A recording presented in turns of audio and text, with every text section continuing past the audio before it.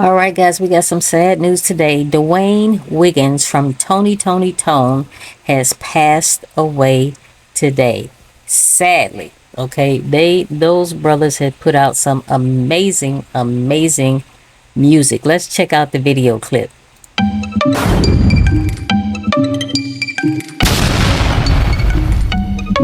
Dwayne Wiggins, born on February 14, 1961, and who died on March 7, 2025, was an American singer, guitarist, and record producer best known as a founding member of the 1990s soul-R&B group Tony Toni Toné. At the time of his death, his net worth was $10 million. Dwayne Wiggins was a native of Oakland, California.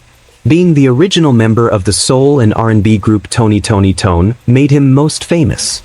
Along with 5 #1 successes, the group's songs Little Walter, The Blues, Feels Good, It Never Rains in Southern California, and Whatever You Want were among their 14 R&B singles on the Billboard charts. The group also had 1 gold album, 2 platinum albums, and 1 double platinum album among their 4 studio releases. Personal life.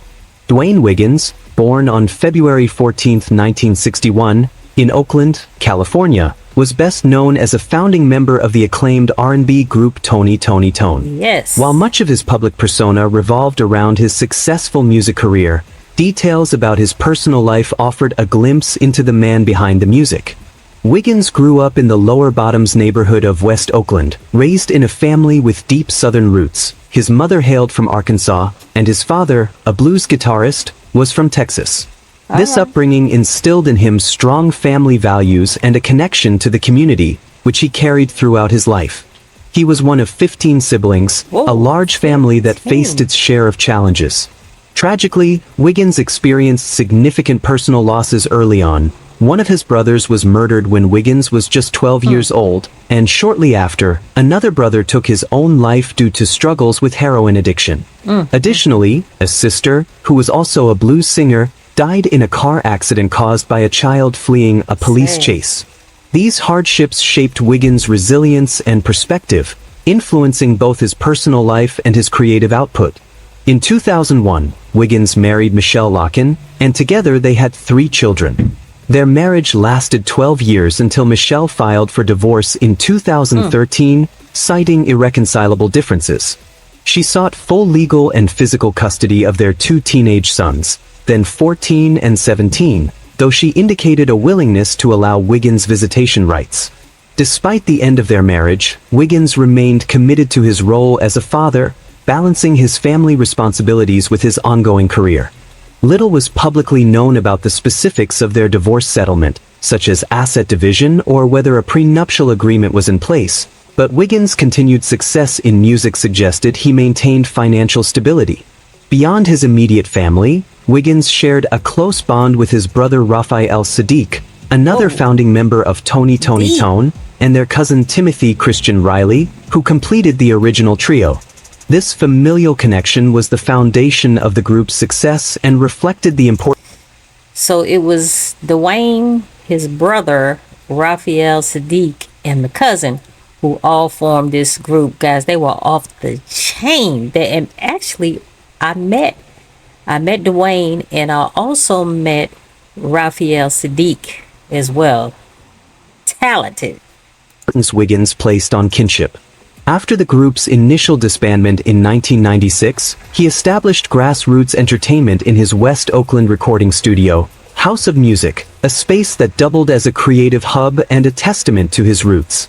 Wiggins kept much of his personal life private, focusing public attention on his music and mentorship of artists like Destiny's Child, Alicia Keys, and Keisha Cole. However, recent posts on X from March 2025 indicated that he had been facing health complications. His family, via the Tony Toni Toné official account, confirmed he was alive and managing these challenges day by day, asking for privacy and prayers from fans. This update underscored the support system around him and his enduring connection to his loved ones and community. Though not one to seek the spotlight for personal matters, Wiggins' life reflected a blend of triumph and adversity, rooted in family, music, and a quiet strength that had sustained him through decades in the industry. Musical career. Early musical ventures. Before forming Tony Toni Toné, Wiggins was actively involved in the Oakland music scene. He started his own band, Alpha Omega, which he described as the earth, wind and fire of Oakland, reflecting his ambition to create a funk and soul ensemble reminiscent of the era's giants. This band served as a crucial platform for honing his skills as a guitarist and vocalist. Additionally, Wiggins toured with gospel artists such as Tramaine Hawkins and Vanessa Bell Armstrong, gaining valuable experience in live performances and studio work. His brother, Charles Ray Wiggins, later known as Raphael Saadiq, and cousin Timothy Christian Riley also toured, backing singer-percussionist Sheila E. on her tour opening for Prince, further enriching their musical backgrounds. Formation of Tony Toni Toné. In the mid-1980s, Wiggins, Saadiq, and Riley came together to form Tony Toni Toné, leveraging their familial ties and shared musical heritage. The band's name originated from a character they created, Tony Toni Toné, initially a playful nickname for their stylish outings, which they adopted for their first gig when they lacked a formal name. This light-hearted beginning belied their serious intent, as they focused on being a self-contained band, writing their own music and performing live with their own instrumentation. Their sound was heavily influenced by Oakland's rich funk and soul tradition, dominated by figures like Tower of Power, Sly Stone, and Larry Graham, whom Wiggins met during his early days, noting Graham's 1970 Cadillac with big-ass side pipes as a memorable encounter. Path to signing and early success. The trio's live performances caught the attention of Ed Eckstein, founder of Wing Mercury Records, who valued their unique approach to R&B at a time when bands were falling out of fashion due to production shifts toward hip-hop and new jack swing. Their connection with producers Denzel Foster and Thomas McElroy, childhood friends and later known for En Vogue, was instrumental in securing their record deal. Wiggins noted in interviews that they had their show together long before we got a record deal, performing songs on stage with energetic moves like cartwheels and splits, which showcased their readiness for the industry. This led to the release of their debut album, Who, on April 18, 1988, produced by Foster and McElroy. So much talent. The album achieved gold status, selling over 500,000 copies, and featured hit singles such as Little Walter, #1 on the R&B charts, Born Not to Know, For the Love of You, and Baby Doll, all ranking in the top 10 R&B singles. Continued influence and evolution. Following Who, Tony Toni Toné released The Revival in 1990, which they produced themselves, marking a significant step in their creative control. This album reached platinum status, spawning hits like Feels Good and It Never Rains in Southern California, and solidified their reputation. Their subsequent albums, Sons of Soul in 1993 and House of Music in 1996, continued this trajectory, with Sons of Soul achieving double platinum and House of Music reaching platinum, despite fewer strong singles. These albums expanded on their traditional R&B roots, emphasizing live instrumentation and ballads, as noted by Daily Herald writer Dan Kenning, who described House of Music as half a tribute to their 60s and 70s soul music roots and half a masterful blend of modern smooth balladeering and danceable funk.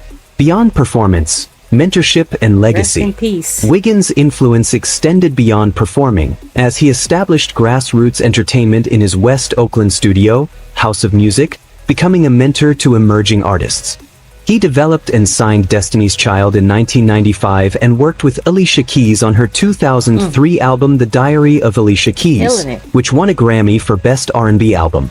His mentorship also extended to Keisha Cole and Beyoncé, using his studio to nurture their early careers, a role that was unexpected given his primary identity as a performer but crucial to his broader impact on R&B. Thanks for watching. Share your thoughts on the comments section. Click